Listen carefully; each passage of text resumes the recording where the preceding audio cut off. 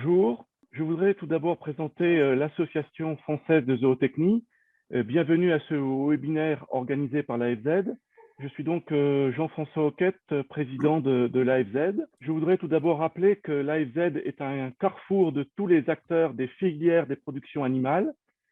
Son objectif est d'aider à la réflexion, à la diffusion et à l'application des connaissances relatives aux animaux d'élevage et aux filières animales. La vocation de l'AFZ, c'est de favoriser les échanges et les collaborations entre les entreprises, les organisations professionnelles, le monde de la recherche, le monde de la formation et les administrations. Les activités de l'AFZ sont très nombreuses. Nous organisons des journées d'études comme aujourd'hui. Nous soutenons la formation et la recherche, et notamment l'AFZ récompense un prix de thèse annuel sur un travail de recherche doctorale en production animale. Et l'AFZ est membre de la Fédération européenne de zootechnie. L'AFZ développe également des activités d'ingénierie et d'études. Sur la prochaine diapositive, vous voyez la composition du bureau de l'AFZ. Donc, ce bureau a été élu récemment pour 2 ans. Donc, outre le président, il y a 3 vice-présidents, Daniel Sauvan, Philippe Lesquat et Patrick Chapoutot, et également une secrétaire, Christelle Fabré, qui a organisé le webinaire d'aujourd'hui. Donc, je rappellerai que l'AFZ a été fondée en 1949 à l'Institut national agronomique de Paris-Grignon par le professeur Leroy, et elle a été présidée successivement par Julien Colléou, Claude Béranger, Daniel Sauvan, Patrick Chapoutot et moi-même. Donc, sur la prochaine diapositive, Christelle va vous présenter les différents webinaires qui vont être organisés autour des enjeux sanitaires pour les productions animales dans un monde globalisé. Merci Jean-François. Donc, bonjour à tous et bienvenue donc à notre premier webinaire d'une série qui est consacrée par l'AFZ à cette thématique des enjeux sanitaires pour les productions animales, donc dans ce monde globalisé. Alors, pourquoi l'Association française de zootechnie s'est-elle intéressée à cette thématique de la santé? Eh bien, tout d'abord, la thématique a été choisie en fonction du contexte français actuel, avec les épidémies d'influenza aviaire et la menace de fièvre porcine africaine qui frappe les filières avicoles d'une part et qui inquiète la filière porcine d'autre part. Ces épidémies animales imposent des mesures draconiennes de prévention et de gestion du risque sanitaire qui ont des répercussions économiques importantes pour les éleveurs et les filières.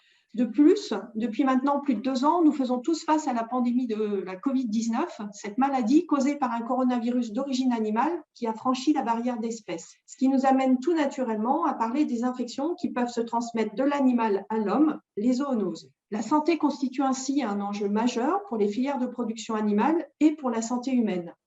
Dans un contexte d'échanges économiques mondialisés, une approche intégrée et unifiée de la santé des hommes, des animaux, mais également de l'environnement, dite One Health, est désormais promue par différentes instances internationales telles que l'OIE et la FAO. Alors, plusieurs questions se posent à nous, acteurs des filières animales. Tout d'abord, quelle place prennent les filières d'élevage dans cette approche de la santé et dans ce monde économique aux échanges globalisés?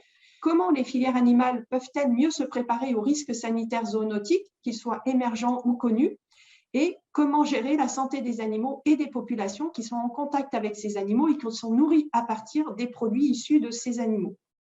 Alors, toutes ces questions ouvrent la voie à des défis sanitaires qui conditionnent à la fois le fonctionnement et la pérennité des filières animales et auxquels l'AFZ se propose de réfléchir avec vous autour de cette série de webinaires. Alors, en premier, nous traiterons aujourd'hui avec Jean-Luc Angot, qui est l'expert invité de ce webinaire.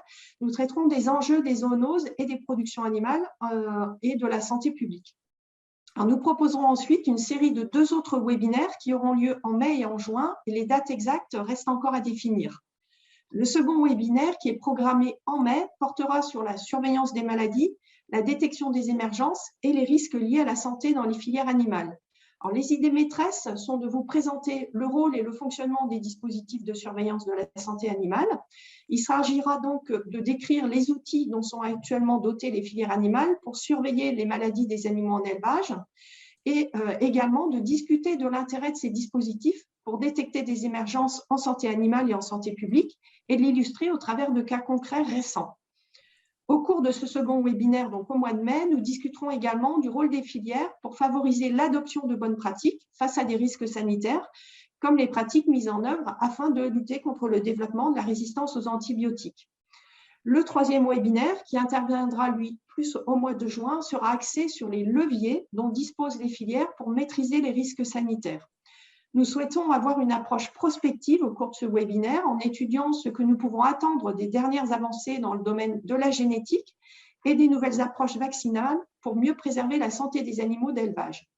Au cours de ce troisième webinaire seront aussi débattus les impacts connus et estimés à la fois sur le plan local et international de crises sanitaires telles que celles que nous vivons pour l'influenza aviaire en France ou la menace potentielle au niveau de la fièvre porcine africaine.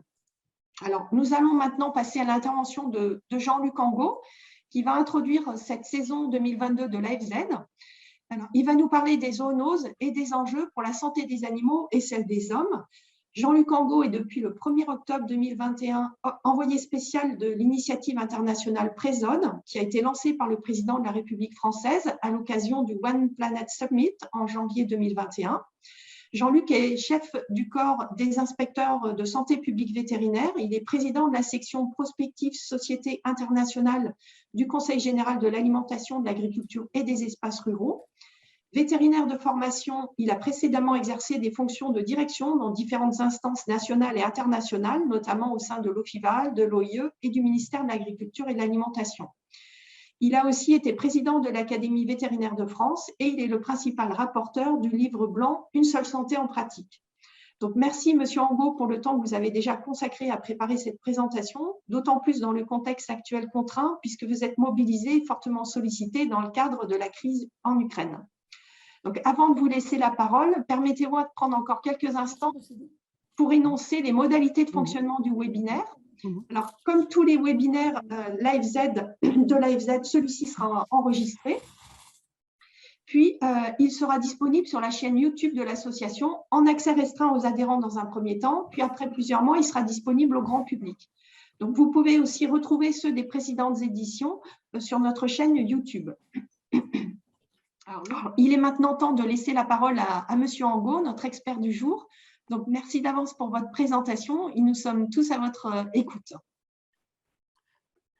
Merci beaucoup, Christelle. Merci à toutes et à tous. Merci à l'Association française de zootechnie de donner cette opportunité de vous parler des zoonoses, voilà, dont on a beaucoup parlé aussi pendant la crise Covid-19 et de l'impact de ces maladies, d'une part sur la santé publique, mais également sur les productions animales. Diapositive suivante.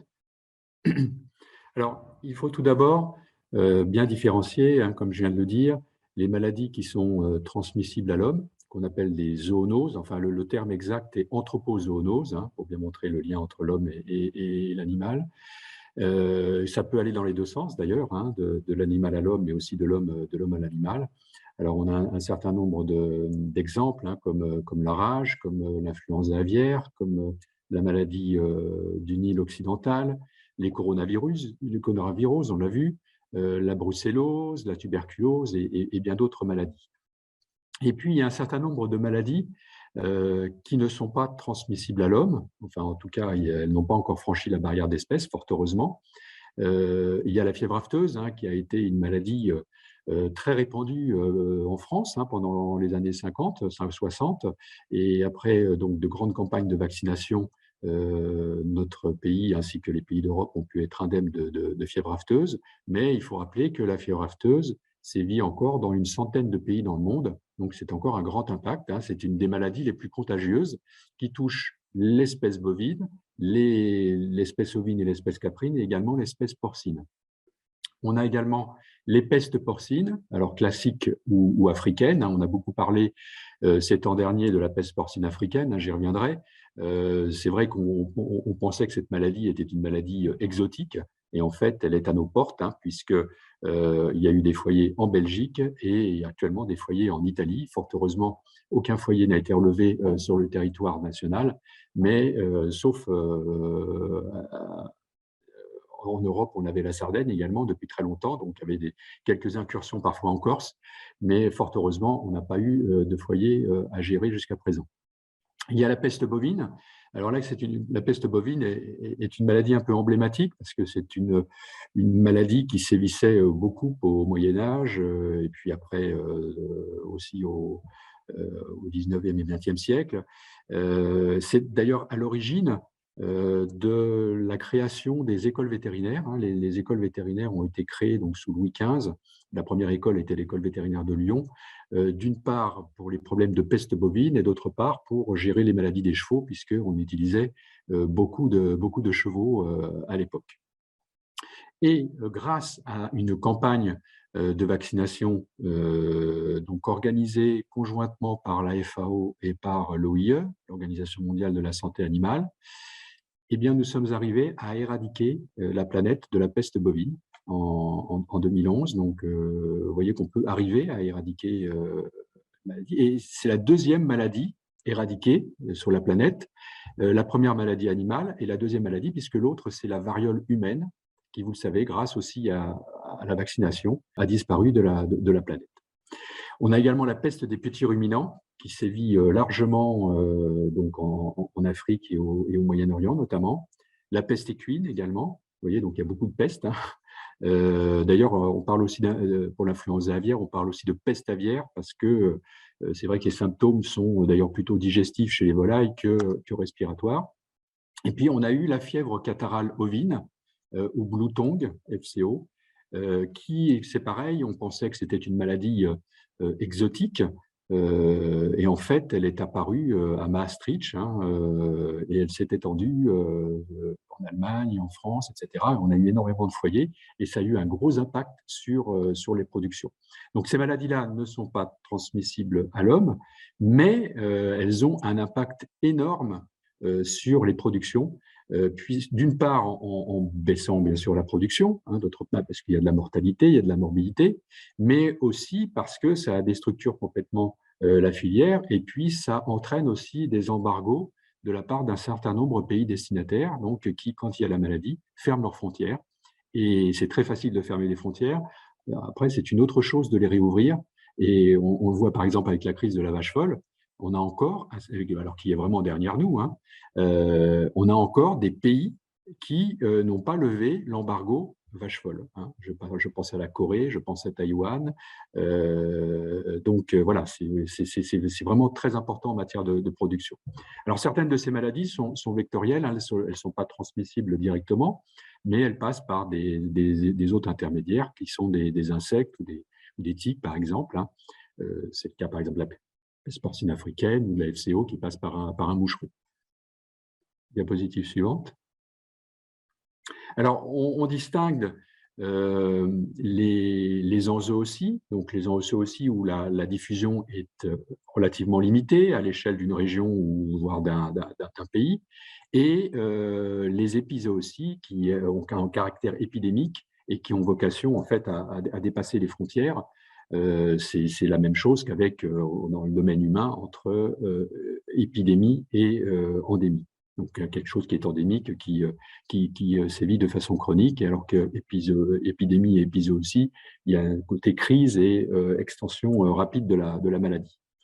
Alors dans le code rural, il y a eu la classification de ces maladies, alors animales et végétales d'ailleurs, dans une liste de dangers sanitaires, donc en trois grandes catégories.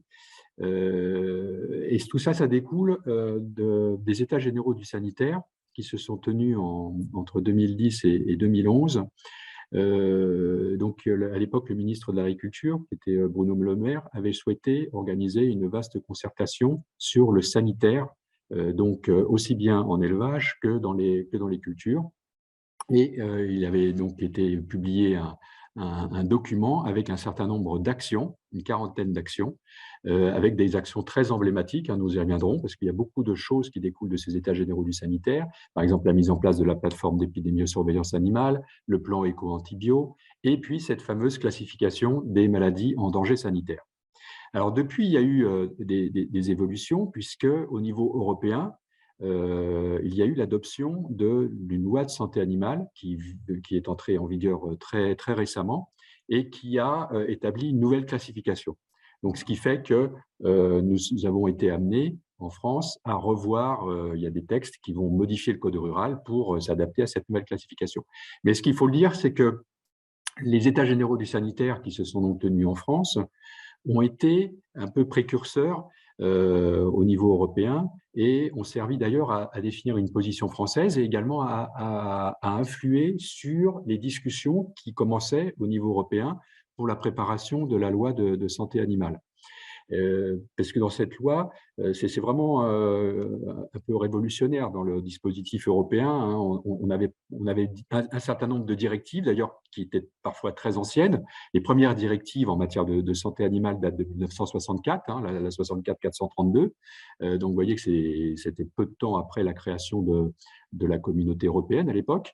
Et depuis, il y a eu très peu d'évolutions, différents textes, etc. Et en fait, l'objectif là de la Commission européenne et des États membres, c'était d'avoir un règlement.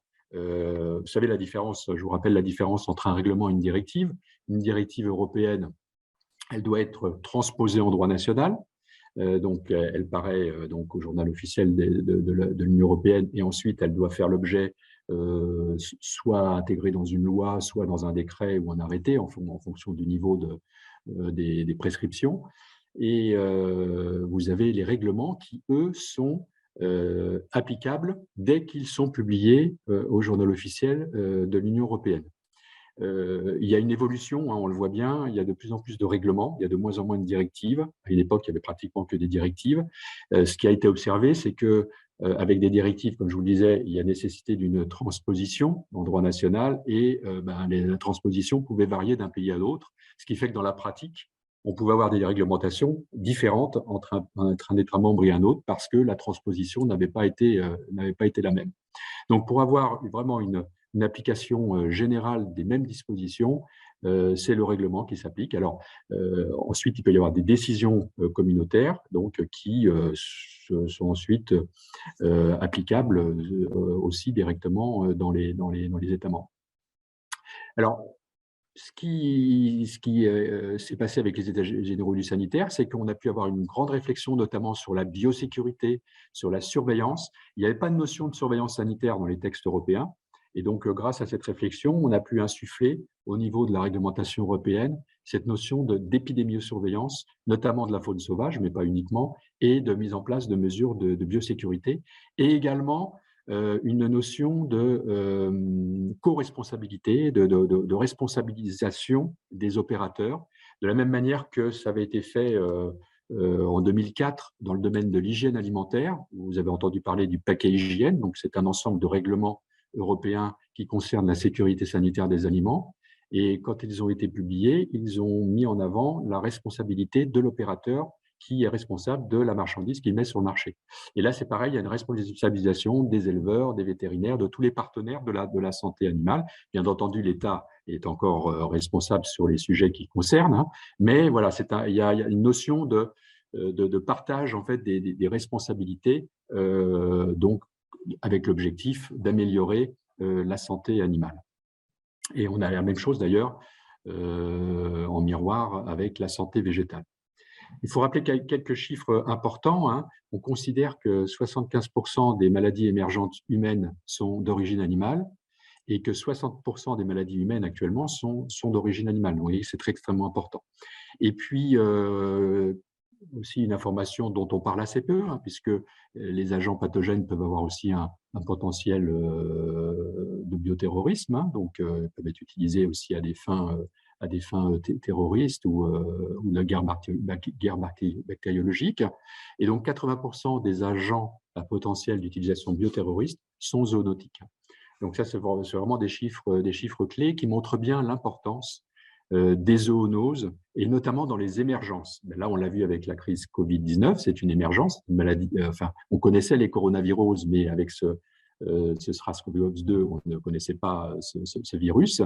Et on sait qu'il vient de la chauve-souris. On ne sait toujours pas s'il est passé par un autre intermédiaire. On avait évoqué à un moment donné le pangolin, mais il a été déresponsabilisé en fait. Donc c'est peut-être une transmission même directe de la chauve-souris à l'homme ou passage par un animal intermédiaire. On n'a toujours pas d'informations à ce sujet. En tout état de cause, on est sûr qu'il vient de la chauve-souris, qu'il n'existait pas avant et qu'il s'est adapté à l'homme, c'est-à-dire qu'il a franchi la barrière d'espèce. Parce qu'on peut avoir on a énormément de pathogènes chez les chauves-souris. Hein, il y en a plusieurs centaines de pathogènes qui ont un potentiel zoonotique, mais qui pour l'instant, fort heureusement, n'ont pas franchi cette fameuse barrière d'espèces au travers donc, de mutations ou de recombinaisons. Diapositive suivante. Alors, d'où viennent les crises, hein? Les crises, elles viennent donc de la diffusion d'agents pathogènes et elles sont très liées également. Alors, vous voyez que maintenant, avec la mondialisation des échanges, avec les déplacements des personnes, les pathogènes circulent plus rapidement que les délais d'incubation. Hein. On a vu, vous voyez, l'extension de la Covid, c'était assez emblématique, et on l'a vu aussi avec d'autres maladies animales, hein, comme la fièvre afteuse, avec la peste porcine africaine. Donc, une diffusion extrêmement rapide. Hein. Il n'y a pas de frontières hein, pour les pathogènes. Et après, la gestion de la crise, elle dépend aussi de l'état des dispositifs nationaux qui ont été mis en place, donc des dispositifs aussi bien de gouvernance, de surveillance et de contrôle à l'importation. Donc, l'état, la situation des services vétérinaires qui sont chargés donc, de mettre en œuvre les réglementations dans le domaine de la santé animale est un sujet extrêmement important. C'est pourquoi d'ailleurs l'OIE a développé un dispositif, on y reviendra tout à l'heure, d'évaluation de la qualité des services vétérinaires avec un certain nombre de normes qui ont été adoptées au niveau international et qui permettent ensuite, sur la base donc, de l'aide de bailleurs de fonds, d'améliorer les dispositifs, notamment de gouvernance et de surveillance et de collaboration entre les différents acteurs, parce que c'est ça qui est important aussi, hein. C'est que les éleveurs, c'est les premiers sentinelles, donc c'est eux qui sont au contact des animaux, qui peuvent donc alerter s'il y a un problème sanitaire. Ensuite, il y a bien entendu le vétérinaire, et puis les services vétérinaires de l'État qui interviennent également avec ces autres acteurs. Alors, d'où vient l'émergence des maladies animales?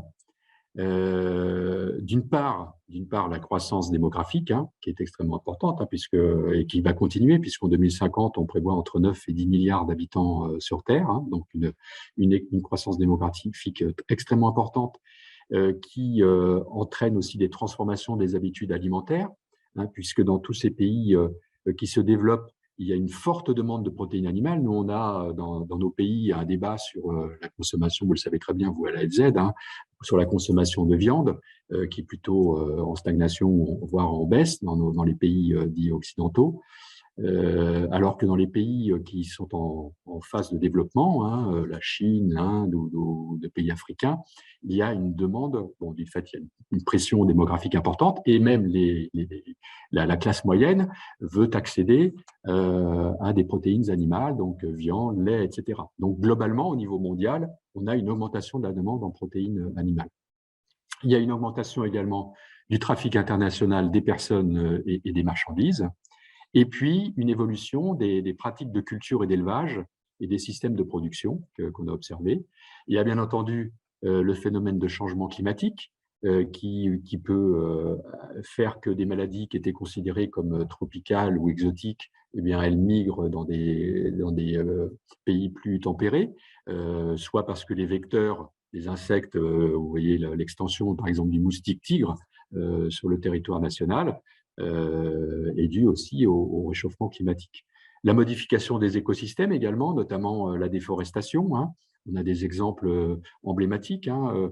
En Malaisie, par exemple, il y a eu la déforestation importante qui a été faite, qui a entraîné un déplacement de chauves-souris frugivores qui se sont rapprochés d'élevage porcin. Et ces chauves-souris portaient un virus, le virus Nipah, qui est extrêmement pathogène pour l'homme, hein, qui est mortel pratiquement à 50 ou 60%, 60 à 60% des cas. Et ce virus s'est adapté au cochon, et chez le cochon, c'est adapté à l'homme. Souvent, le porc est un laboratoire en fait intermédiaire de recombinaison des virus, hein. C'est le cas par exemple pour l'influenza aviaire.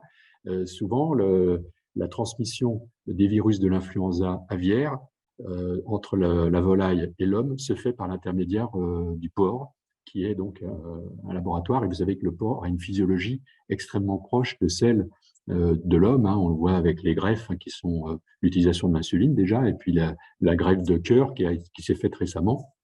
Donc, il y a une proximité physiologique très importante entre le porc et l'homme, et souvent c'est le porc qui est l'hôte intermédiaire. Et puis, on a également le commerce légal et illégal d'animaux sauvages, hein, commerce légal qui est important et le commerce illégal qui, paraît-il, est du même niveau que le commerce des stupéfiants, hein. Il y a énormément d'argent à gagner sur ces créneaux-là. Et donc, bien entendu, c'est aussi un vecteur d'émergence de maladies animales et d'augmentation de la probabilité de passage de la barrière d'espèces pour des maladies. Alors, un petit focus sur le sujet de l'antibiorésistance, parce qu'on considère vraiment que c'est un enjeu majeur du 21e siècle. Depuis les années 2000, on peut considérer, c'est un rapport qui a été publié dans Science récemment, que la résistance aux antibiotiques d'agents pathogènes présents chez les animaux destinés à l'alimentation humaine a été multipliée par 3, hein, donc en une vingtaine d'années. Donc c'est énorme, hein. Et un rapport britannique a estimé en 2016 que 10 millions de vies par an peuvent être menacées par l'antibiorésistance à travers le monde, et avec une perte cumulée de PIB de plus de 1000 milliards de dollars, donc à l'horizon 2050. On peut estimer que, bon là on a eu la pandémie avec un coronavirus, mais on peut aussi envisager une pandémie avec une bactérie qui est devenue résistante aux antibiotiques, du fait d'un usage important aussi bien des antibiotiques chez les humains, hein, un usage un peu excessif des antibiotiques, ou alors un usage excessif dans l'élevage, chez les animaux de rente d'ailleurs, ou chez les animaux de compagnie. C'est pourquoi donc je refais référence aux États généraux du sanitaire. Il a été mis en place un plan de réduction de l'utilisation des antibiotiques en 2011, donc le plan Éco-Antibio, qui a été vraiment un plan précurseur en la matière au niveau international. Et on voit qu'il y a eu des effets très importants, contrairement d'ailleurs, si on compare au plan Éco-Phyto, de réduction de l'utilisation des pesticides, a eu des résultats beaucoup moins spectaculaires, voire n'a sur certaines molécules pas beaucoup d'effets. Tandis que là, on voit qu'on a une diminution forte des ventes d'antibiotiques et une baisse de l'indice d'exposition de moins 45% environ, et de l'antibiorésistance grâce au réseau RESAPAT de l'ANSES. Donc, on voit que grâce à ce plan Éco-Antibio, alors qu'il a été décliné en plan Éco-Antibio 1 avec des mesures réglementaires et un plan Éco-Antibio 2 avec une participation des différents partenaires, on voit qu'on a pu réduire l'utilisation des antibiotiques. Mais ça, c'est un sujet qui ne peut être traité qu'au niveau international, européen déjà, et puis mondial. On est heureux de voir des résultats favorables au niveau national, mais on ne pourra lutter contre l'antibiorésistance que si tous les pays dans le monde interviennent. Alors, il y a aussi des dispositions au niveau européen. Alors, certains États membres sont plus avancés que d'autres. Et puis, au niveau mondial, on a encore malheureusement beaucoup de pays chez lesquels il n'y a absolument aucune réglementation en matière de production et d'utilisation d'antibiotiques. Et on trouve, notamment dans les pays d'Afrique et d'Asie, on trouve des antibiotiques critiques, donc utilisés en dernier recours chez l'homme, en vente libre sur les marchés, avec en plus des contrefaçons qui peuvent favoriser encore l'apparition de résistance. Donc c'est extrêmement important. Alors, un mot fondamental en santé animale, c'est la prévention.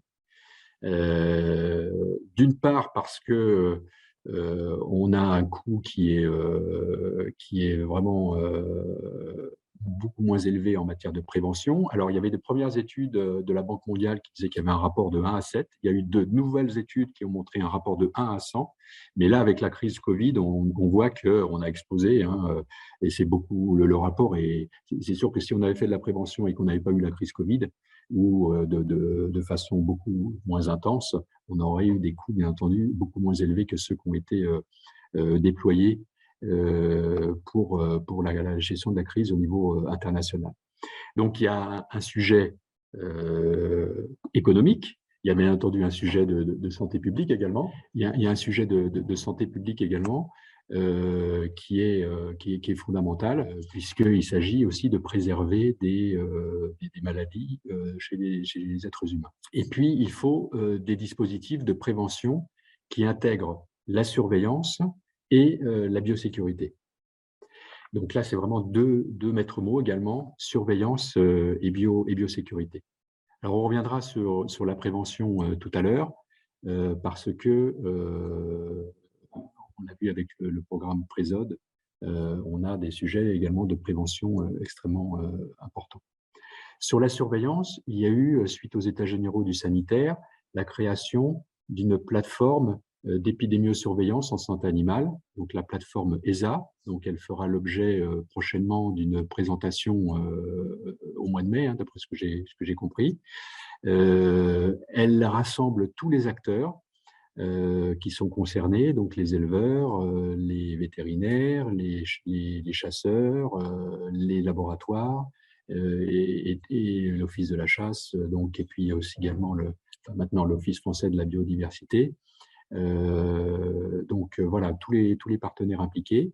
Également l'INRA est également dans ce réseau avec le CIRAD. Et il s'agit de partager les données, donc des données de mortalité, des données d'avortement et les analyses épidémiologiques, et d'assurer une bonne coordination entre les différents acteurs en se basant donc sur le travail des laboratoires. Alors, qu'est-ce que la biosécurité? La biosécurité, c'est un ensemble de mesures préventives et réglementaires qui visent à réduire les risques de diffusion et de transmission des maladies infectieuses. Alors, on parle de biosécurité externe quand on souhaite empêcher les introductions, donc c'est toutes les mesures à l'entrée des élevages, et en interne, la biosécurité consiste à réduire la propagation si malheureusement un pathogène a été introduit. On a un rôle très important de la faune sauvage, hein, puisque l'objectif est d'éviter que des animaux sauvages soient en contact avec des animaux domestiques. On a l'exemple, bien entendu, de l'influenza aviaire et puis de la peste porcine africaine. Donc, ce qui entraîne aussi, comme vous pouvez le comprendre, hein, des débats chez les éleveurs, et puis également chez les organisations qui prônent l'élevage plein air, par exemple, hein, puisque là, il y a des difficultés d'avoir un élevage plein air. Donc, pour ces organisations qui respectent davantage le bien-être animal, et donc une séparation claire entre le monde animal sauvage et le monde animal domestique. Et en fait, avec la crise Covid, on a pris des mesures de biosécurité, hein, le fait de mettre un masque, le fait de respecter une distanciation, le fait de se désinfecter régulièrement les mains. Tout ça, c'est des mesures de biosécurité. C'est vrai qu'on n'en parle pas beaucoup dans les maladies humaines, mais voilà, c'est de la biosécurité. Et ça, c'était déjà bien ancré dans les pratiques de l'élevage. Alors, la crise sanitaire, c'est une manifestation violente et brutale d'une maladie qui justifie des mesures d'exception. Donc, il y a d'une part un caractère d'urgence. Il faut mettre en place un mécanisme de gestion, hein, donc avec une cellule de crise nationale qui est déclinée après au niveau là, actuellement, on a une cellule de crise influenza aviaire au niveau national, et bien entendu, il y a des gestions qui sont faites au niveau local, hein. Bon, il y a eu déjà le sud-ouest avec les canards, et puis là, en ce moment, on a beaucoup de cas en Vendée et dans les Deux-Sèvres. Il y a une dimension collective, il faut que ça implique tous les partenaires. Donc, c'est ça qui est vraiment important, c'est qu'il faut qu'il y ait vraiment une collégialité et une dimension collective extrêmement importante. Et puis, bien sûr, le rôle des pouvoirs publics qui est essentiel sur la base de la réglementation qui existe, mais également sur les possibilités d'intervention, notamment pour les abattages des animaux et pour l'indemnisation des éleveurs et pour le contrôle des mouvements, parce que c'est extrêmement important de mettre en place aussi des contrôles de mouvements. Alors, toutes ces dispositions figurent dans des textes réglementaires, mais elles découlent également de normes internationales, j'y reviendrai tout à l'heure, et de textes européens. Alors, les maîtres mots là, dans la gestion d'une crise sanitaire, c'est la surveillance, on l'a vu, la détection précoce et la réaction rapide. Donc, il faut un dispositif qui permette une détection précoce, c'est-à-dire que dès qu'il y a une suspicion, il faut qu'on puisse faire des prélèvements extrêmement rapidement et que ces prélèvements soient faits dans un laboratoire de proximité. Et s'il y a un doute, eh ben, à ce moment-là, on envoie au laboratoire de référence. Donc, il y a un réseau de laboratoires de référence. Il y a des laboratoires de l'ANSES, de l'INRA, du CIRAD, des écoles vétérinaires. Ils sont des laboratoires de référence nationaux, parfois européens ou parfois même mondiaux, hein, au niveau de l'OIE et de la FAO, qui sont les laboratoires, par exemple pour la fièvre afteuse. Bon, ben, s'il y a une suspicion, il y a un prélèvement qui est fait tout de suite et qui est envoyé très rapidement, parfois avec des motards qui accompagnent les prélèvements pour que ça aille encore plus vite, jusqu'au laboratoire de référence de Maisons-Alfort, donc à l'ANSES de Maisons-Alfort. Vous avez donc ça c'est la détection précoce, et derrière la détection précoce, il faut une réaction extrêmement rapide. Après, il y a tout le dispositif de traçabilité qui est mis en place, parce qu'il est très important de pouvoir remonter jusqu'à l'élevage, hein. La traçabilité s'est beaucoup développée avec la crise de la vache folle dans les années, à partir de 1996 jusqu'au milieu des années 2000, hein. Ça a eu un impact extrêmement important, hein. Certains d'entre vous doivent s'en souvenir, bien entendu, avec en fait, fort heureusement, peu de morts à la clé, hein, contrairement à ce qui était prévu par les autorités britanniques. Mais ça a permis en tout cas de faire avancer les choses en matière de traçabilité et de contrôle de la filière bovine, et notamment de contrôle de l'alimentation des animaux, puisque là, c'était lié au cannibalisme, hein, puisqu'on a donné à manger à des vaches des farines animales. Et donc, voilà, il y a eu une adaptation du prion et qui s'est ensuite transmis dans le nouveau variant de la maladie de Creutzfeldt-Jakob. Il y a bien entendu la nécessité de mettre en place des plans d'urgence et de préparation avec des exercices et de la modélisation. Donc, ça doit faire intervenir également d'autres disciplines comme les mathématiques, hein, et on a des dispositifs donc de modélisation de la diffusion de maladies, comme on a pu le voir d'ailleurs aussi pour la crise de Covid-19. Il faut également une bonne gouvernance, hein, c'est-à-dire une structure centralisée de contrôle sanitaire, donc des services vétérinaires qui sont bien organisés sur la base des normes de l'OIE, et également une déclinaison au niveau local, donc dans les directions départementales des services vétérinaires, maintenant qu'on appelle les directions départementales de protection des populations, et en lien, bien entendu, avec tous les partenaires, donc les acteurs de la santé animale, les éleveurs, les vétérinaires et tous les autres acteurs. Donc tout ça doit être bien coordonné. Et puis, il y a aussi la notion qui se développe de plus en plus de partenariat public-privé. Bon, déjà, il y a un partenariat public-privé avec les éleveurs et les vétérinaires praticiens, mais aussi également avec le monde pharmaceutique, hein, pour la mise en place de nouveaux tests de diagnostic, parce que pour avoir une détection précoce, il faut avoir des tests de diagnostic fiables. Donc, on connaît largement les tests PCR, hein, tout le monde connaît les tests PCR maintenant. Vous avez les tests ELISA, vous avez un certain nombre de tests de diagnostic qui doivent être performants, hein, pour pouvoir faire un bon diagnostic, et puis surtout disponibles. Et puis également tous les médicaments et les vaccins qui nous permettent de lutter contre les maladies et d'arriver parfois à les éradiquer. Donc on voit qu'il y a un enjeu de santé publique, mais également un enjeu économique. Donc tout ça est extrêmement lié. Alors, sur les enjeux économiques et commerciaux, comme je le disais en préambule, il y a des conséquences importantes, hein, des crises sanitaires dans le monde animal. Il y a des pertes directes, bien entendu, bon, la mortalité ou la morbidité des animaux, et des pertes indirectes, donc le défaut de commercialisation, la baisse de production, etc.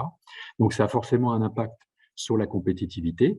Et puis, ce qui est très dommageable, c'est la fermeture de frontières, donc soit des embargos totaux ou partiels, ou des restrictions avec des conditions sanitaires encore plus draconiennes.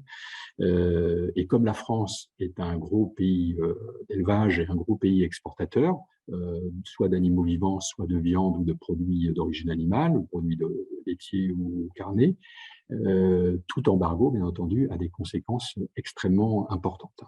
Là, on a eu avec la Russie, avant ce problème, hein, qu'on connaît actuellement, malheureux, on a eu il y a plusieurs dizaines d'années, enfin il y a plusieurs années, un embargo qui a été mis en place par les Russes, hein, vous savez, suite à justement l'affaire de Crimée, etc. Et alors, c'était pas un embargo sanitaire, hein. Parfois, ils déguisent aussi des embargos avec des raisons sanitaires.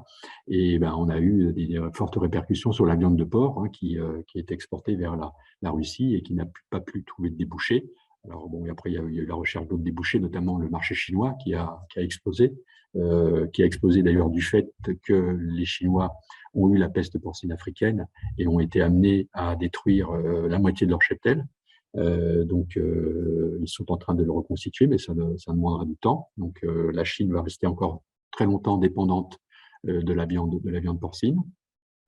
Et donc, tout ça, ça nécessite des négociations sanitaires, donc des relations régulières entre les pays, sur la base donc de l'élaboration de certificats sanitaires, de protocoles sanitaires, et puis également un dispositif de solidarité internationale. Également à l'Organisation mondiale du commerce, il y a un accord qui s'appelle l'accord sur l'application des mesures sanitaires et phytosanitaires, l'accord SPS, qui fixe les règles d'échange, hein, en matière sanitaire et phytosanitaire. Et donc, sur l'accord SPS, il est très important que cet accord soit bien appliqué par les pays, sur la base donc des normes internationales. Alors, les normes de l'OIE, de l'Organisation mondiale de la santé animale, ne sont pas applicables directement, hein, dans les pays. En revanche, si un pays doit appliquer une norme différente de la réglementation que les normes internationales, il doit pouvoir le justifier scientifiquement. Ça a été le cas, par exemple, avec les hormones. Alors là, c'était dans le cadre du Codex Alimentarius, hein, qui est en fait l'organisation de la FAO et de l'OMS qui élabore des normes en matière de sécurité sanitaire des aliments.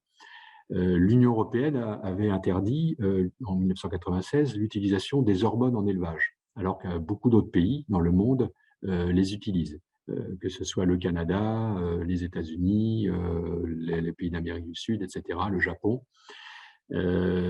Et donc les États-Unis et le Canada ont porté le sujet à l'OMC, prétextant que pour les hormones, il existait des limites maximales de résidus, des LMR du Codex, donc ça voulait dire que s'il y a des limites maximales de résidus, c'est que les produits pouvaient être utilisés.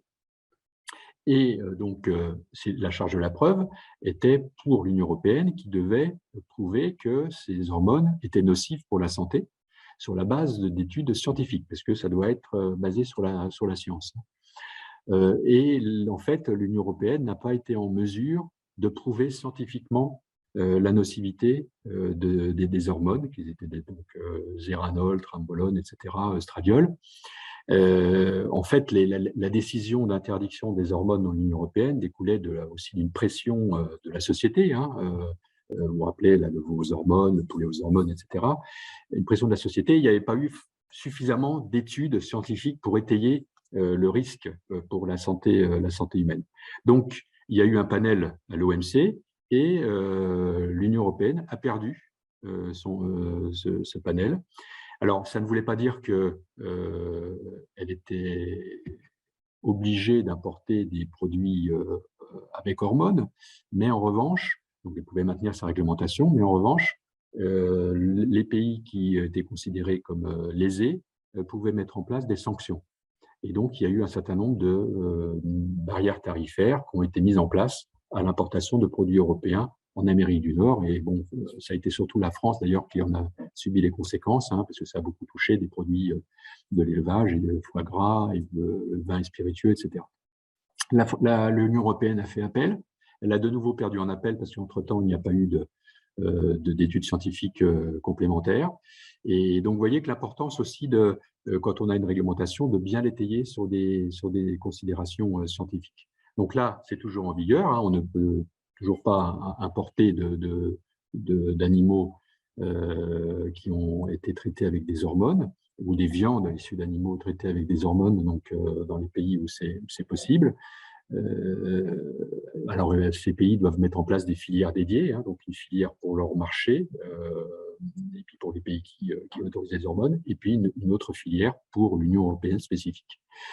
Et on a le même sujet avec l'utilisation de facteurs de croissance antibiotiques. Vous avez entendu parler là des mesures miroirs, qui est un peu le credo de la présidence française de l'Union européenne. Donc, que en fait, les normes de production qui sont édictées par l'Union européenne soient également en vigueur dans les pays producteurs. Donc là, c'est le cas pour les hormones, mais ce n'est pas le cas, par exemple, pour l'utilisation d'antibiotiques dans l'élevage, l'utilisation aussi de protéines animales, les règles de bien-être animal qui sont différentes. Donc, voilà, il y a toute cette notion de réciprocité qui est en train d'être discutée au niveau européen, même si, avec les événements actuels, c'est un petit peu plus difficile.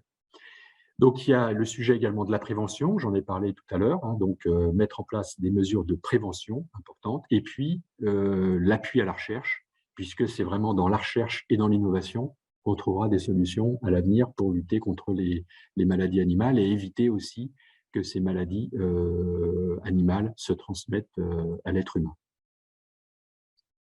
Diapositive suivante. Alors, un petit focus sur quelques maladies non zoonotiques. Donc, la peste bovine, fort heureusement, même si elle a le nom de peste, n'est pas transmissible, même s'il y a des liens avec un certain nombre de maladies. Il y a une proximité avec le virus de la rougeole, par exemple, vous voyez, ou le virus de la maladie de Carré chez le chien.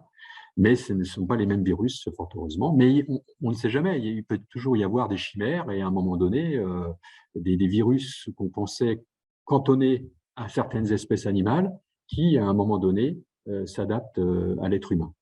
Vous avez la fièvre catarrhalovine, donc, que j'ai évoquée tout à l'heure, la fièvre afteuse, la peste porcine africaine. Alors, un petit focus sur la peste porcine africaine.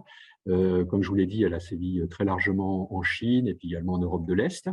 Elle a été introduite en Pologne, en Allemagne. Il y a eu des foyers à la frontière, dans les Ardennes, à la frontière française. Donc, il y a la mise en place d'ailleurs d'un mur pour éviter que les sangliers qui sont porteurs du virus traversent la frontière dans la forêt des Ardennes. Ça a été efficace, grâce aussi à l'action des services vétérinaires belges, bien entendu. Et puis, là, on a aussi des foyers en Italie du Nord. Alors, il y a la frontière naturelle des Alpes, mais bon, il peut toujours y avoir la possibilité de passage d'animaux, notamment de sangliers. Alors, cette transmission, elle peut se faire de façon directe par donc des animaux sauvages, mais également de façon indirecte. On peut très bien, puisque le virus est encore vivant dans des produits d'origine porcine qui n'ont été pas suffisamment traités, et on pourrait imaginer une grande peur, ça a été des camionneurs polonais qui viennent régulièrement en Europe de l'Ouest, et avec des sandwichs qui potentiellement contaminés, qui sont jetés sur les aires d'autoroute et qui sont consommés par des sangliers. C'est tout à fait possible. Peut-être qu'en Belgique, ça a été le cas d'ailleurs. La contamination en Belgique, on n'a toujours pas exactement la raison de cette contamination, mais c'est possiblement à travers des transports routiers.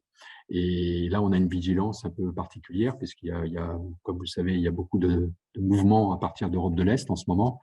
Et donc, il faudrait aussi éviter, bien entendu, s'il y a beaucoup de camions, notamment les camions qui font les dons alimentaires, et c'est très très bien, mais il faut aussi veiller à ce que ces camions, au retour, ne ramènent pas des virus potentiellement dangereux pour les animaux, et notamment la peste porcine africaine.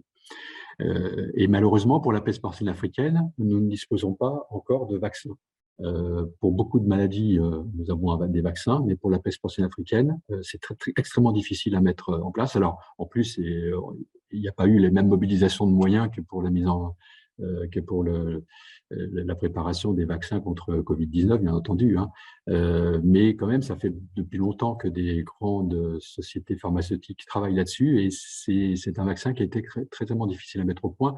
On estime qu'il faut encore 4 à 5 ans pour avoir un vaccin efficace contre la peste porcine africaine. Donc d'ici là, cette maladie peut encore faire beaucoup de ravages à travers le monde, et c'est extrêmement contagieux. Je vous l'ai dit, plus de la moitié du cheptel chinois a disparu à cause de cette maladie. Alors soit par la maladie, soit par les abattages, bien entendu, qui sont faits. Mais donc, vous voyez, l'impact économique est extrêmement important. Et la filière porcine n'aurait pas besoin de ça en ce moment. Vous avez l'influenza aviaire. Alors, l'influenza aviaire, c'est un hautement pathogène, c'est un petit peu un cas particulier parce que on peut dire qu'elle a un potentiel zoonotique. Elle n'est pas zoonotique, dans la majeure partie des cas, elle n'est pas zoonotique. Hein. Donc, actuellement, les foyers qu'on a, aussi bien en H7N8, H5N1, que l'on observe en Europe, il n'y a pas eu de transmission à l'homme. On vous rappelez que dans les années 2005-2006, il y avait eu une panzootie de H5N1, influenza aviaire. On pensait à l'époque que ça serait candidat à la pandémie après la grippe espagnole de 1918. Fort heureusement, ça n'a pas été le cas. Alors, il y a eu quelques transmissions à l'homme en Asie, parce qu'il y avait une forte promiscuité entre les éleveurs et leurs volailles, ou les particuliers et leurs volailles, puisque voilà, vous savez qu'il y a une culture d'élevage de volailles très importante de basse-cour, en fait, hein, dans ces pays. Mais il n'y a pas eu, heureusement, de franchissement de la barrière d'espèces, c'est-à-dire qu'on n'a pas observé de transmission interhumaine après de ce H5N1. Donc, heureusement, ça n'a pas été un candidat. Mais le côté positif de parce qu'à toute crise, malheur est bon, le côté positif, c'est qu'à cette époque a été mis en place donc une plateforme entre l'OIE, l'Organisation mondiale de la santé, et la FAO, One Health. Donc, c'est un peu à ce moment-là que la notion de One Health existait auparavant, hein, mais elle a été mise en exergue avec la crise H5N1. Donc, de travail en commun entre la santé animale et la santé humaine. Et il y a eu une étape supplémentaire, j'y reviendrai tout à l'heure, plus récemment avec la crise Covid-19, une étape supplémentaire pour associer également la santé environnementale avec donc le programme des Nations Unies pour l'environnement.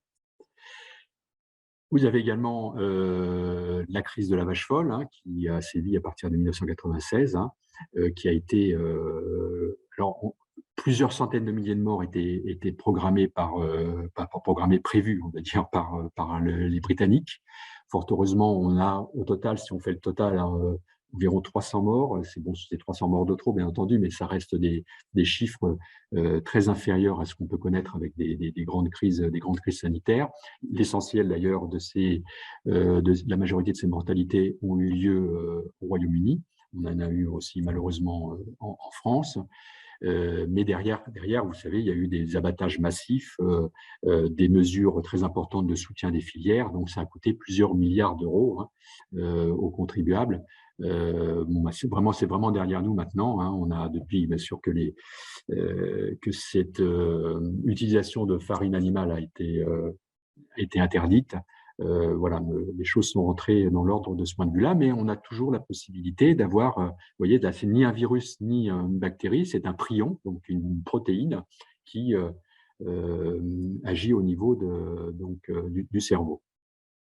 Et on voit qu'il y a quand même une évolution aussi sur la gestion des crises, avec la crise Covid-19, où on a eu donc là une application extrêmement importante de tous les acteurs. D'ailleurs, le monde vétérinaire s'est porté volontaire, hein, dès le début, puisqu'il y a eu des prêts de respirateurs, d'oxygénateurs, etc., qui ont été faits à des hôpitaux de façon très précoce. Des vétérinaires aussi qui ont été réquisitionnés pour faire des vaccinations. Et il y a également l'utilisation de laboratoires vétérinaires pour faire des tests PCR, parce que en fait, les laboratoires vétérinaires disposaient d'automates, puisqu'ils travaillent sur des populations et non pas sur des individus, d'automates qui permettaient de faire en même temps énormément de tests, ce qui n'était pas le cas des laboratoires de médecine, de biologie humaine. Et bon, ça a mis un petit peu de temps, hein, avant que les autorisations soient données, mais au mois d'avril, donc en 2020, il y a eu un texte qui a autorisé les laboratoires vétérinaires à faire des tests PCR, ce qui évitait d'investir dans des automates qui sont extrêmement coûteux et qui ont expliqué d'ailleurs le coût élevé, hein, des tests PCR, puisqu'il fallut investir dans des machines de plus de plusieurs centaines de milliers d'euros. Donc, on a vu avec la crise Covid-19 qu'il était vraiment nécessaire que toutes les santé travaillent ensemble, que tous les professionnels de santé travaillent ensemble, que toutes les disciplines soient impliquées. Donc, c'est vraiment le concept de One Health, hein, c'est de mettre en commun toutes les disciplines pour agir donc pour la santé publique. Et il y a eu donc un certain nombre d'initiatives qui sont apparues suite à la crise Covid-19, qui n'est malheureusement pas finie. On est dans une période plus faste maintenant, puisqu'on a moins de contamination, en tout cas, qui entraîne des hospitalisations, des mortalités. On espère toucher la fin de cette pandémie, mais vous voyez qui a impacté durablement la santé publique et l'économie mondiale pendant au moins 2 années. Alors, au niveau européen et international, au niveau européen, ce qu'il faut vraiment dire dans le domaine de la santé animale, c'est que nous avons une réglementation qui est complètement harmonisée. Ce qui n'est pas le cas, par exemple, en matière de santé humaine. Hein. La réglementation, on l'a bien vu, hein, il n'y a pas d'Europe de la santé pour l'instant. On a bien vu que chaque pays avait pris des mesures spécifiques pour l'entrée des personnes sur leur territoire, pour la mise en œuvre des mesures de biosécurité, de confinement, etc. Chaque État membre a fait en fait a suivi sa politique. Alors que dans le domaine de la santé animale, on n'a pas le choix parce qu'il y a des textes qui existent, comme je vous l'ai dit, qui sont relativement anciens, mais qui ont été bien entendu révisés au fur et à mesure. Et donc, il y a une harmonisation au niveau européen. Alors avant, la réglementation sanitaire, elle était gérée par la DG Agri, mais depuis la crise de la vache folle, puisqu'il y avait un mélange des genres, parce que la DG Agri, vous avez la gestion économique, vous aviez aussi la gestion sanitaire. Donc, après la crise de la vache folle, il y a eu une réforme au niveau de la Commission européenne, et la DG Agri ne s'occupe plus que de sujets économiques, donc la gestion de la politique agricole commune, et puis toutes les dispositions économiques dans le domaine de l'agriculture. Et la DG Santé, qui s'appelait la DG Sanco avant, qui est la DG Santé, qui s'occupe donc de sujets de santé, qui a été créée suite à la crise de la vache folle.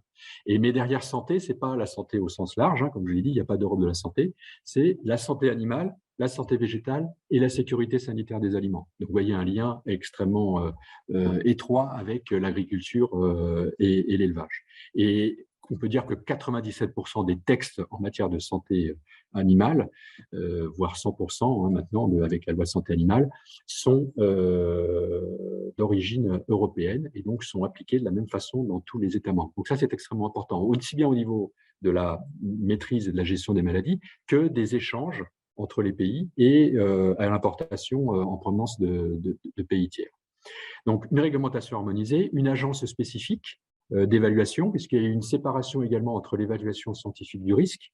En France, c'est également le cas. Vous avez l'évaluation scientifique du risque qui est faite par l'ANSES et la gestion du risque qui est faite par le ministère de l'Agriculture et les autres ministères concernés. Et au niveau européen, vous avez l'EFSA, donc l'Agence française de sécurité de l'alimentation, qui a son siège à Parme, en Italie, et qui fait aussi de l'évaluation du risque pour le compte de la Commission européenne, puisque la gestion du risque, après, est de la responsabilité de la Commission européenne, donc de la DG Santé. Il y a également un système d'information sanitaire, avec un réseau d'alerte aussi, également.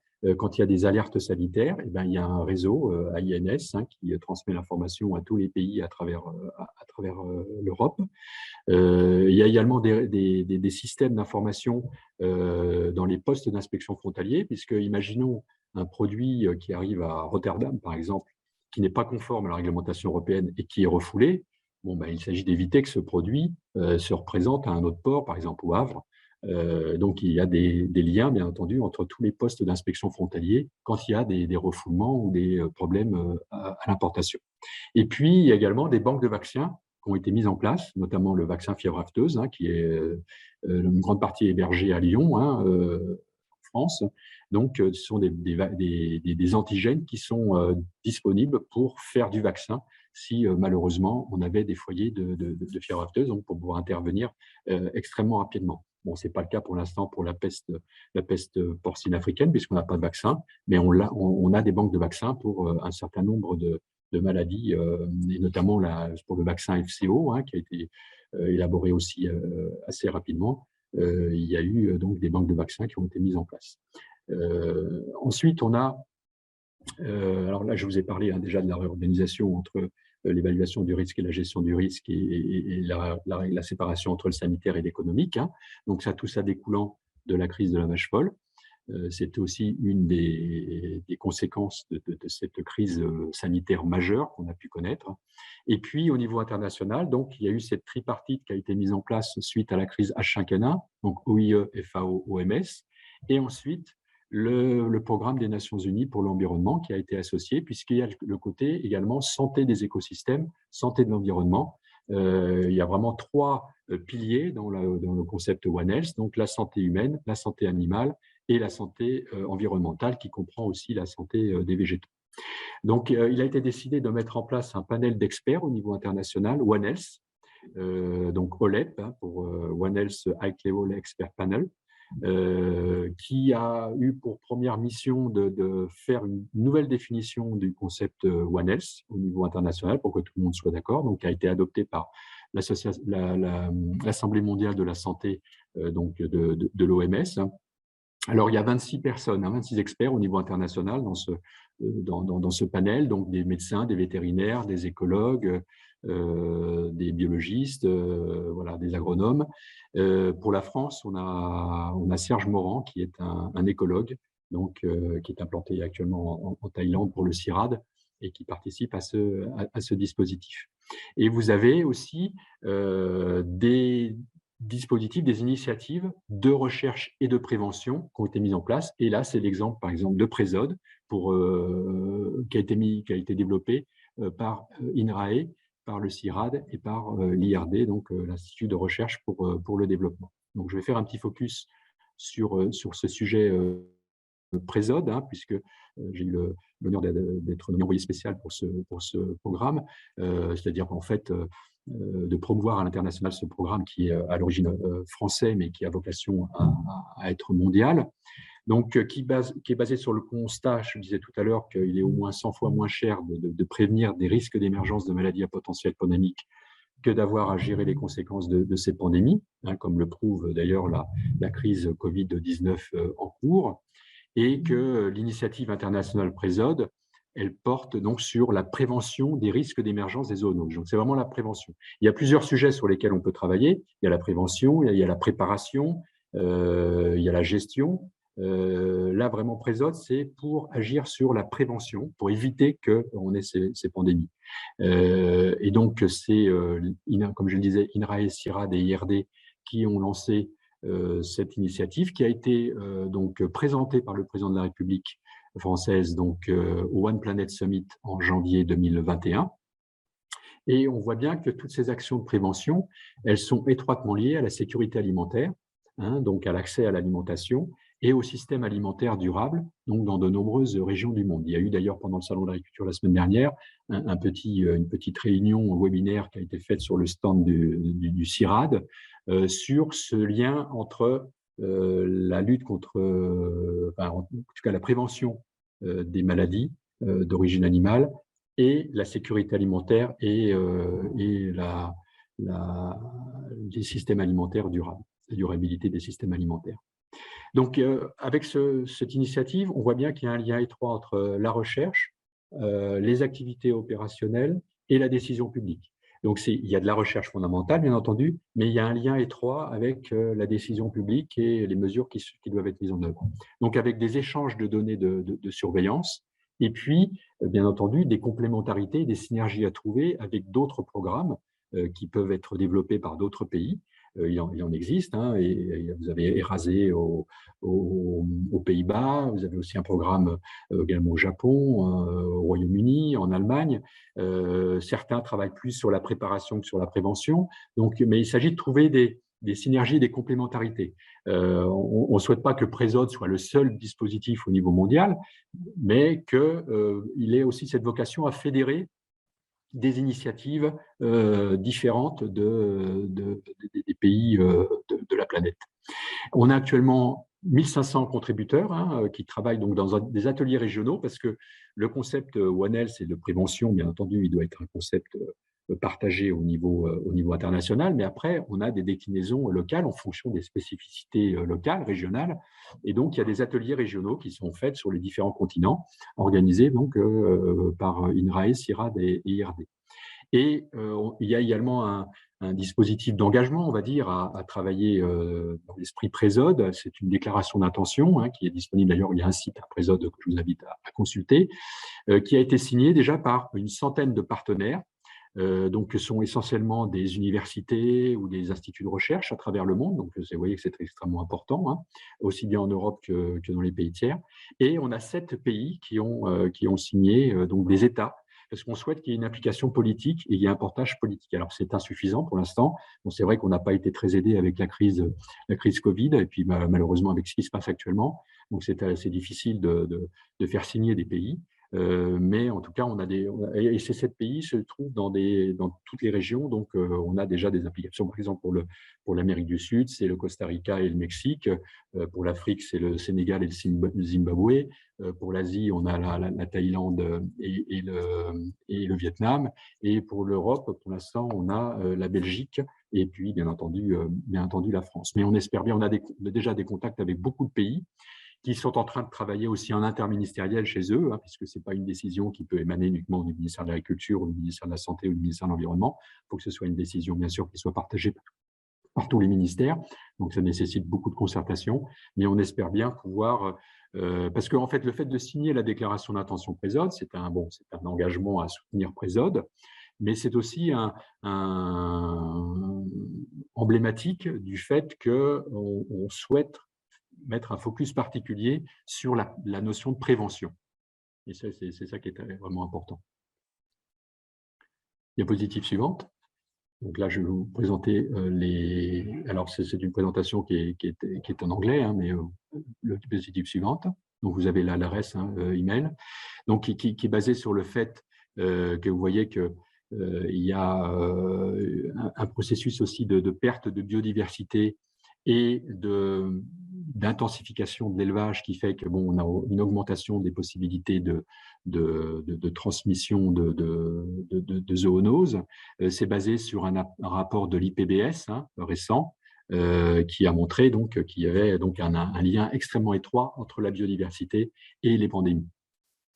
Diapositive suivante. Donc là, vous retrouvez les chiffres que je vous ai indiqués tout à l'heure sur les 75% de maladies émergentes d'origine animale et les 60% de maladies humaines qui sont d'origine animale. Donc, avec donc des maladies émergentes qui peuvent provenir soit de la chasse d'animaux sauvages, soit de marchés d'animaux vivants, comme on l'a vu à Wuhan, en Chine, soit des animaux domestiques. On le voit avec le virus.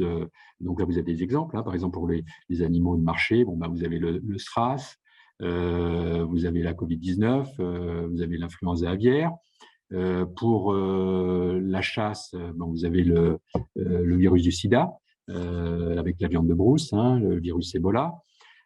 Pour l'intensification de l'élevage, vous avez l'avian influenza, également, on peut estimer aussi le Covid-19. Et puis, les animaux domestiques, vous avez le virus central, le virus Nipah que j'ai évoqué tout à l'heure, et puis également l'influenza aviaire. Donc, vous voyez que la fréquence d'émergence des maladies montre bien qu'il faut vraiment prévenir, parce qu'une fois que vous avez donc l'importance de la détection précoce, parce que là on prend l'image un peu de l'allumette, on voit bien que dès qu'il y a l'allumette, c'est-à-dire le virus qui commence ou la bactérie qui commence à se développer à travers les populations, et bien après ça devient un feu de forêt, et c'est donc un caractère pandémique. Donc c'est vraiment une notion d'étincelle. Donc on passe là, vous voyez, de la prévention au contrôle, puisque là, quand on a la pandémie, là, il s'agit de gérer le risque. Et on a un lien extrêmement étroit entre tous ces aspects-là et puis un certain nombre d'objectifs de développement durable. Bon, je ne les détaille pas, vous les avez sur l'écran, mais donc d'accès à la sécurité, à l'alimentation, par exemple, donc de sécurité alimentaire, notamment pour les populations les plus pauvres. Donc, c'est pour ça que la FAO est très impliquée également dans le dispositif. Alors, l'objectif de Présode, c'est de mettre en place une plateforme de coordination, un réseau, on va dire déjà, et un contexte scientifique et opérationnel de coordination des projets de recherche, avec la création d'une plateforme d'échange de connaissances pour capitaliser les success stories et puis également les actions pilotes dans les différentes régions du monde. Et puis, un centre de ressources au niveau donc, de l'OLEP, dont j'ai parlé tout à l'heure, mais pas uniquement, pour faciliter le développement et des recommandations pour les décideurs publics. Donc, c'est vraiment en vue d'aider à la décision publique en matière de prévention des maladies animales. Donc, il y a 4 piliers. Il y a un premier pilier où il faut faire une analyse des risques, un deuxième pilier de réduction de ces risques, un troisième pilier de détection en amont et de réaction rapide, et puis également un quatrième pilier de mise en place de systèmes de surveillance pour les risques zoonotiques, aussi bien dans le domaine, enfin dans la faune domestique que dans la faune sauvage. Donc, il s'agit vraiment au départ de bien comprendre quels sont les risques pour les réduire et trouver des solutions qui permettent d'éviter l'apparition de maladies. Donc, avec des systèmes d'alerte rapide, aussi bien au niveau local qu'au niveau plus général. Alors, vous voyez qu'il y a beaucoup d'initiatives qui ont été mises en place. J'ai cité tout à l'heure deux initiatives, mais vous voyez, on retrouve Erasé, mais on voit d'autres initiatives à travers le monde. Et donc, il y a eu une cartographie qui a été faite justement de toutes ces initiatives. Donc, c'est intéressant parce que c'est un travail original qui n'avait pas été fait par ailleurs, qui montre bien qu'on peut trouver des terrains de collaboration et de synergie entre les différents programmes ou différentes initiatives à travers le monde. Et c'est vraiment un des rôles de Présode de fédérer toutes ces initiatives. Donc, en conclusion, ce que l'on peut dire, c'est que les maladies animales ont un impact en matière de santé publique parce qu'elles ont un caractère d'émergence et puis de potentialité de contamination de l'homme, et d'autre part, des répercussions économiques extrêmement importantes, et qu'à chaque fois, on a vu qu'on a passé des étapes grâce, entre guillemets, à des crises. On a vu que la crise de la vache folle a eu des impacts extrêmement importants. On voit que maintenant, la crise Covid-19 a aussi permis une meilleure connaissance de tous ces dispositifs et puis une prise de conscience de la part des décideurs publics qu'il faut vraiment investir dans la prévention. Vous voyez que dans les programmes des différents candidats, on parle beaucoup de santé, et donc de santé globale, donc c'est extrêmement important parce que malheureusement, on a vécu là un drame avec cette crise Covid-19, mais nous en vivrons d'autres malheureusement parce qu'on a beaucoup de candidats encore, que ce soit des virus, que ce soit des bactéries, notamment des bactéries résistantes aux antibiotiques, ou des prions, ou bien d'autres pathogènes qui peuvent émerger. Parce que là, on est vraiment dans le monde du vivant, donc un monde extrêmement complexe, avec des évolutions qui sont très rapides maintenant du fait de la mondialisation. Et il est très important qu'on puisse se prémunir le plus en amont possible de tout ça, en investissant dans la recherche, et surtout qu'il y ait un lien très étroit entre la recherche fondamentale et la décision publique, puisque derrière, bien entendu, il y a des mesures, des politiques qui doivent être mises en œuvre. Et il est vraiment important que ces politiques soient bien imbriquées et qu'on ne travaille pas qu'au niveau national, pour nous au niveau européen, bien entendu, puisque nous sommes au niveau de l'Europe. Excusez-moi. Et donc, il est extrêmement important de bien concentrer toutes ces énergies, notamment au niveau international, d'où le rôle de l'Organisation mondiale de la santé, de l'Organisation mondiale de la santé animale et de la FAO. Voilà, écoutez, je vous remercie beaucoup pour votre attention. Je suis désolé là pour les appels que j'ai pu avoir, mais je devrais vous quitter dans un quart d'heure là, puisque je dois rejoindre le directeur du cabinet, le ministre, sur les sujets Ukraine. Donc, je suis bien entendu disponible maintenant déjà pour des questions. Et si malheureusement on n'a pas le temps de répondre à toutes les questions, comme on vous l'a dit en préambule, il sera tout à fait possible de répondre par écrit après aux questions que vous aurez pu émettre. Merci beaucoup pour votre attention. Et puis, de nouveau, merci pour cette invitation à à parler de ces sujets de zoonose, santé publique et protection animale. Merci Jean-Luc pour cet exposé très intéressant. Dans le chat, il y avait une première question concernant la pêche et les productions aquacoles. En termes de risques majeurs pour l'homme et en termes de dispositifs de surveillance, est-ce que c'est comparable? Est-ce qu'il y a à peu près les mêmes tendances et les mêmes problèmes? Alors c'est vrai que dans le domaine, j'ai peu parlé des poissons, effectivement, mais c'est un sujet important. On a beaucoup de zoonoses, notamment de zoonoses alimentaires, par voie de l'alimentation, anisakis ou autres, bien entendu, on le voit également avec les huîtres et les coquillages. D'ailleurs, je vous invite il y a eu une présentation qui a été faite à l'Académie de médecine l'année dernière par une collègue, Coralie Lupeau, sur les risques zoonotiques des filières produits de la pêche. Alors, les dispositifs ne sont pas tout à fait les mêmes parce que les acteurs sont différents. C'est vrai que, par exemple, la plateforme d'épidémiosurveillance en santé animale n'intervient pas dans le domaine de la pêche, mais il y a des dispositifs semblables qui sont mis en place avec les réseaux défis, etc., qui sont plus en lien là avec l'IFREMER, qui est l'institut un peu de référence pour les produits de la mer, et en lien, bien entendu, avec l'ANSES, qui a aussi un laboratoire spécifique pour les produits de la pêche à Brest. Donc, si vous voulez, sur les principes, ce sont les mêmes. Mais sur les actions et la recherche, c'est un petit peu différent parce que là, on est. Alors, il y a le sujet, bien entendu, qu'on retrouve des animaux sauvages, et puis ceux qui sont d'élevage, donc de l'aquaculture, avec bien sûr l'intensification de l'aquaculture qui fait que les possibilités de contamination sont plus importantes. Oui, je vois une question toujours qui apparaît là dans le fil des questions concernant l'incidence ou l'impact des maladies transmises à l'homme. Est-ce qu'il est plus important par ingestion de produits animaux ou par contact avec les animaux vivants ou avec les vecteurs vivants? Est-ce qu'il existe des données sur cet aspect? Oui, alors il y a des données qui existent, notamment au niveau de l'ANSES, puisque l'ANSES travaille sur la santé animale, mais également sur la sécurité sanitaire des aliments. Donc, grosso modo, on a quand même beaucoup plus de maladies qui se transmettent, on va dire, par transmission, soit directe, soit par l'intermédiaire d'un vecteur. Mais on a un certain nombre de zoonoses alimentaires, salmonellose, campylobactériose, tuberculose, qui peuvent être transmises aussi par voie alimentaire.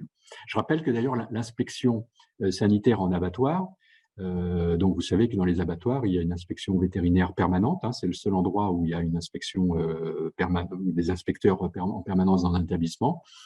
Et donc, le risque au départ était le risque tuberculose, puisque ça permettait d'identifier en amont, donc au moment de l'inspection des carcasses, de voir s'il y avait des lésions tuberculeuses pour éviter de mettre à la consommation des carcasses tuberculeuses. Alors, fort heureusement, la situation a bien évolué. On a de moins en moins de tuberculose, on n'en a pratiquement plus. Mais ça n'empêche pas qu'il y a toujours cette inspection en abattoir qui existe, qui permet donc de déceler la tuberculose, mais aussi d'autres pathologies le plus en amont possible. Pour ce qui est, bien sûr, transmissible par la voie alimentaire. Merci pour cette réponse très complète. Alors, est-ce que vous avez d'autres questions au niveau des participants?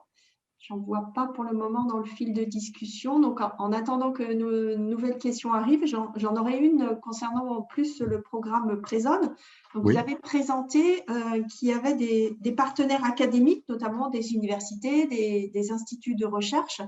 Y a-t-il aussi des partenaires au niveau des professionnels, une implication notamment des professionnels agricoles dans Présode? Et quelle articulation se fait entre ce monde académique, politique et les filières et leurs représentants? Alors pour l'instant, comme je vous le disais là, donc les signataires sont des universités ou des centres de recherche et des États. Donc le monde agricole en fait est indirectement représenté. Il n'y a pas eu de signature d'organisations agricoles ou de représentants d'éleveurs. Donc en fait ces organisations elles interviennent peut-être à travers les instituts de recherche, mais surtout à travers les États. C'est pour ça qu'on veut vraiment impliquer les États, parce que derrière la signature d'un État, il y a la signature d'un pays, et donc la signature aussi de tous les acteurs de ce pays, y compris le monde de l'élevage. Donc c'est par ce biais-là. Il n'est pas prévu en fait dans les statuts que des organisations agricoles puissent adhérer directement, mais bien entendu elles sont partenaires au sein de l'adhésion de l'État lui-même. D'accord. Et donc, toujours pour continuer sur Présode, donc c'est une initiative qui vient d'être lancée, on voit qu'elle est récente. Vous devez avoir un programme de travail sur plusieurs années.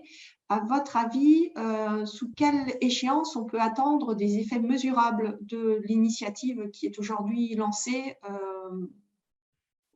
déjà à l'échelle nationale et peut-être plus large à l'échelle internationale par des actions concrètes?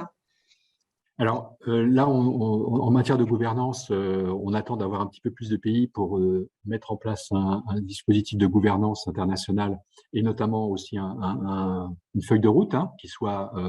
On ne veut pas imposer une feuille de route française, il faut que ce soit discuté par les différents partenaires. Donc, on attend d'avoir suffisamment de partenaires, ce qui ne nous empêche pas déjà de commencer à travailler au niveau régional, donc les fameux ateliers régionaux que j'évoquais tout à l'heure, qui commencent à identifier des actions concrètes, notamment de collaboration entre laboratoires, entre programmes de recherche, d'échange de données, etc. Alors, ça mettra du temps, bien entendu. Je pense que ça mettra plusieurs années avant de mettre en place un dispositif et puis qu'on puisse avoir des premiers résultats.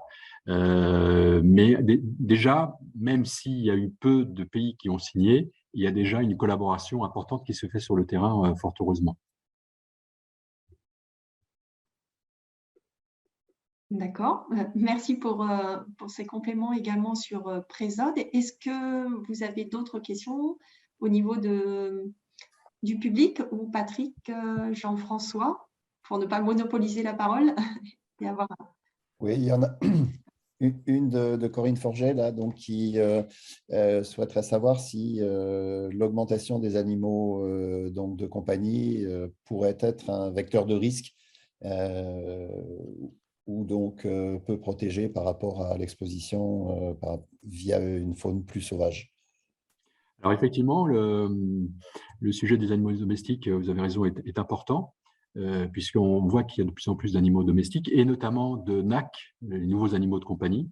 C'est vrai qu'on avait l'habitude d'avoir plutôt des chiens et des chats, mais maintenant on a aussi des serpents, des tortues, et avec les tortues, par exemple, on a un risque très important de salmonellose. Il y a eu beaucoup de cas qui ont été notifiés de salmonellose à partir de tortues ou de reptiles.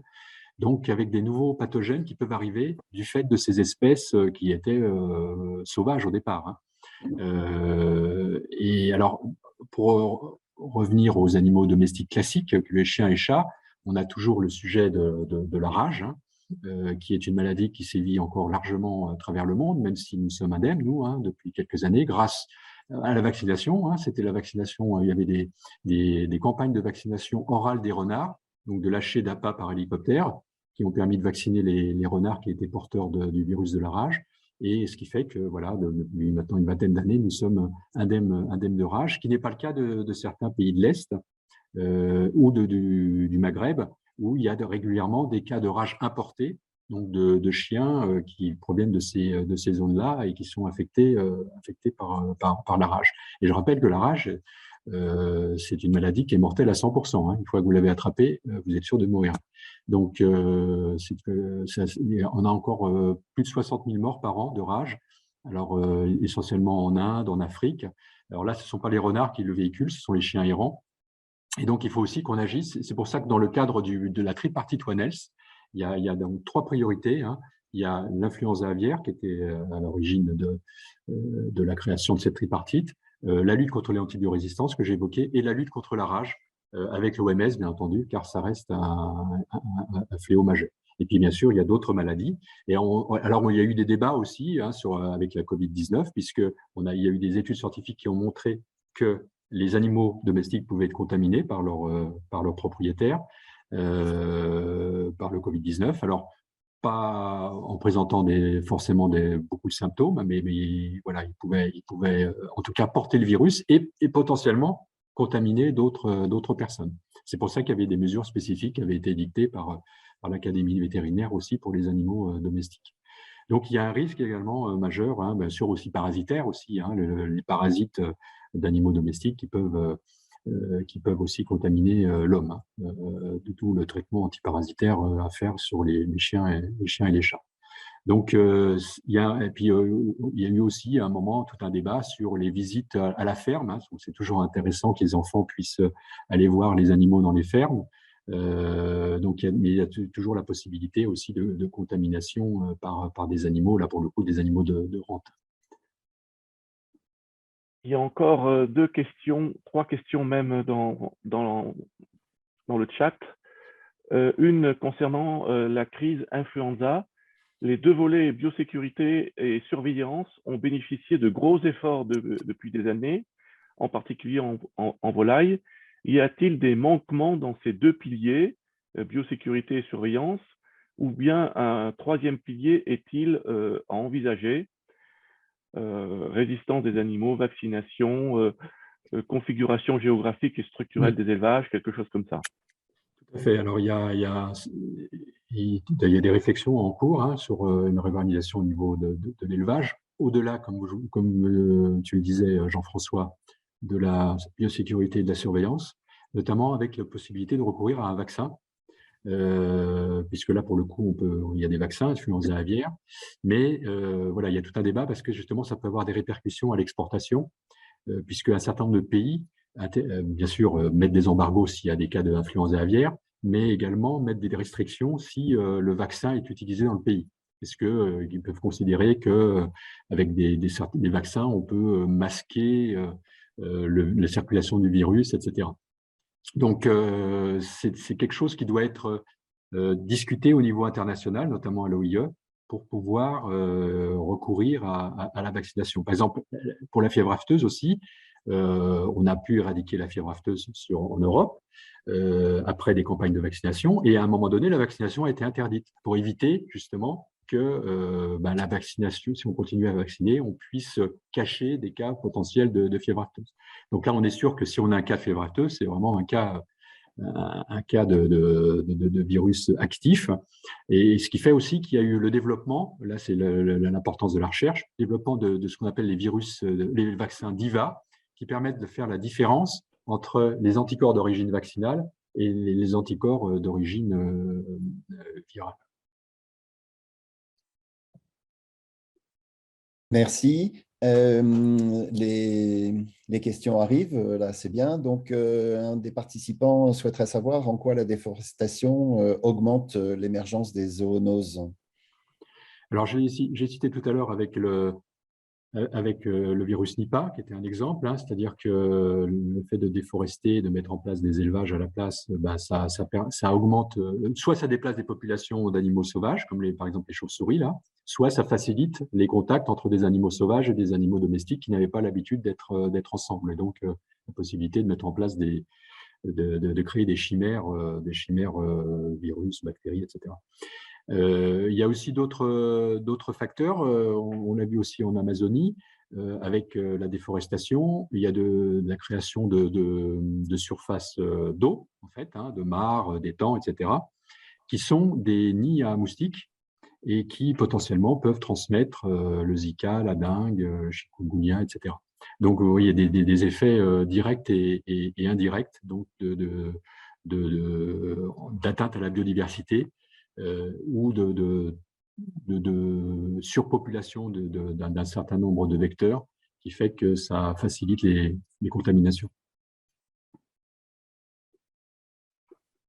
Vous avez encore un petit peu de temps, on a toujours des questions qui arrivent, dont une qui a trait à la grippe aviaire. Donc, un des auditeurs qui indique que la grippe aviaire flambe encore cette année. Y a-t-il des mesures à venir pour essayer de limiter le retour annuel de cette maladie? C'est extrêmement compliqué. Il y a eu un épisode déjà il y a 3-4 ans déjà, vous vous rappelez, hein, dans le sud-ouest.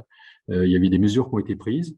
Malheureusement, bon, il y avait des restrictions qui avaient été faites, notamment sur la taille des élevages, qui n'ont pas forcément toujours été respectées, ce qui fait que ça a été un petit peu compliqué à gérer au niveau du sud-ouest. Donc, s'il y a des leçons à tirer de cette nouvelle crise, c'est que vraiment, il faut, s'il y a des dispositions qui sont prises en matière de limitation de production et puis de séparation des élevages, et notamment aussi des transports entre les élevages, hein, parce que vous savez qu'il y a des endroits où les canetons naissent, hein, qui sont transportés ensuite dans d'autres élevages. Donc vraiment, les mesures de biosécurité, il faut vraiment qu'elles soient absolument respectées. Et je pense que ce sera une des leçons. D'ailleurs, il y a un plan biosécurité qui a été élaboré et qui doit être vraiment appliqué de façon très draconienne. Est-ce qu'au niveau de ces sujets de santé publique, il y a une sensibilisation au niveau de l'enseignement, au niveau scolaire, école d'ingénieurs ou autre, en dehors des formations très spécialisées dans le domaine de la santé publique? Alors c'est vrai que pour l'instant, bon, bien sûr, on en parle dans les écoles vétérinaires, même si malheureusement, on parle de plus en plus quand même de maladies des animaux de compagnie dans les écoles vétérinaires, parce que comme vous le savez, il y a un problème aussi de maillage rural, hein, parce qu'il faut aussi qu'il y ait des vétérinaires qui s'installent en milieu rural. On a le même problème que pour les médecins, hein. Et il faut certainement développer cette notion de One Health et de santé publique dans les écoles vétérinaires, mais également aussi dans les facultés de médecine, dans les écoles d'agronomie, dans les écoles, les facultés d'écologie. Et c'est pour ça que dans les propositions là, du livre blanc que vous avez évoqué tout à l'heure, il y a des dispositions en matière d'éducation déjà, dès le plus jeune âge, hein, en primaire et en secondaire, sur tous ces sujets de santé et de relations avec l'animal. Et puis également dans les professions de santé, de faire des troncs communs de formation au sujet de santé globale.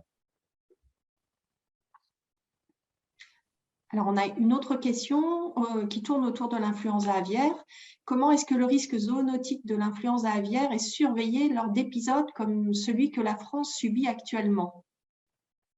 Eh ben, c'est surveillé essentiellement par l'ANSES, hein, et puis par la plateforme d'épidémiosurveillance, hein, qui a été mise en place. Donc, il y a des dispositifs spécifiques de surveillance des animaux morts, retrouvés morts, des prélèvements qui sont faits régulièrement, d'études aussi des migrations des animaux, hein, puisque ça vient des oiseaux migrateurs.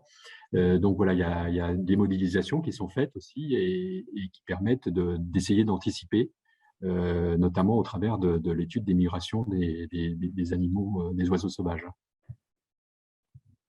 Donc c'est vraiment l'ANSES qui est en première ligne sur ce sujet. Merci. Bien sûr, il y a des laboratoires de l'INRA également qui travaillent sur le sujet, hein, mais sur la gestion enfin, les propositions de gestion, c'est aussi au niveau de l'ANSES. Une question sur les salmonelloses. Est-ce que les vaccins aviaires sont identifiables par rapport aux passages viraux? Ben, ça dépend des salmonelles en fait, hein. Donc là c'est pareil, il y a des travaux de recherche d'ailleurs qui sont initiés aussi au niveau européen pour essayer de travailler davantage sur les salmonelloses qui constituent encore une grande source de problèmes pathogènes, hein, actuellement, de même que les campylobactères aussi. On a en tous les cas pour le moment épuisé les questions du public. Merci pour vos réponses. Merci à vous. Et puis s'il y a d'autres questions qui arrivent par la suite, n'hésitez pas à me les communiquer pour que j'y réponde et que vous les transmettiez. Merci beaucoup. J'aurais quand même une question sur le projet Présode. Oui. Quelle est la méthode pour construire la feuille de route que tu mentionnais préalablement?